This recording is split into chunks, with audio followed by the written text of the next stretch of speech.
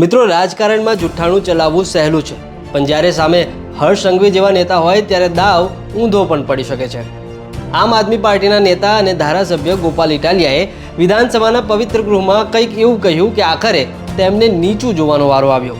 શું હતું એ આખું પ્રકરણ અને કેમ ઇટાલિયાએ માફી માંગવી પડી, જુઓ આ ખાસ રિપોર્ટમાં। નમસ્કાર, હું છું નિર્મલ ઓફ ઇન્ડિયા પર। વાત એમ હતી કે ગોપાલ ઇટાલિયાએ ગૃહમાં એવો દાવો કર્યો હતો કે હર્ષ સંઘવી ભૂતકાળમાં યુસીસી પરની ચર્ચા દરમિયાન ગૃહમાં કંઈક વિવાદાસ્પદ બોલ્યા હતા। ઇટાલિયાએ મંત્રીના નામે એવા શબ્દો ચડાવ્યા જે હર્ષ સંઘવીએ ક્યારે કહ્યા જ નહોતા।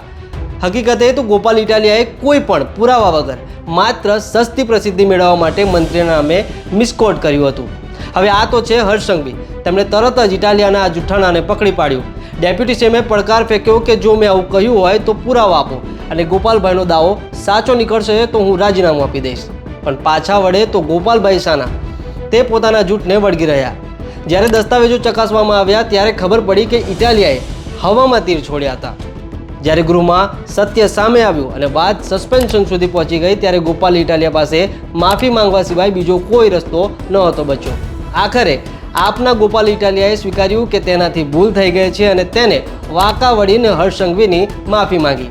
આ કિસ્સો એવા નેતાઓ માટે બોધપાઠ છે જેઓ સોશિયલ મીડિયા પર વાહવાહી મેળવવા માટે જુઠ્ઠાણું ફેલાવતા રહે છે। ઓફ ઇન્ડિયા તેમને કહેવા માંગે છે કે રાજકારણ કરો પણ મર્યાદામાં, કારણ કે જીત હંમેશા સત્યની જ થાય છે। જય હિન્દ।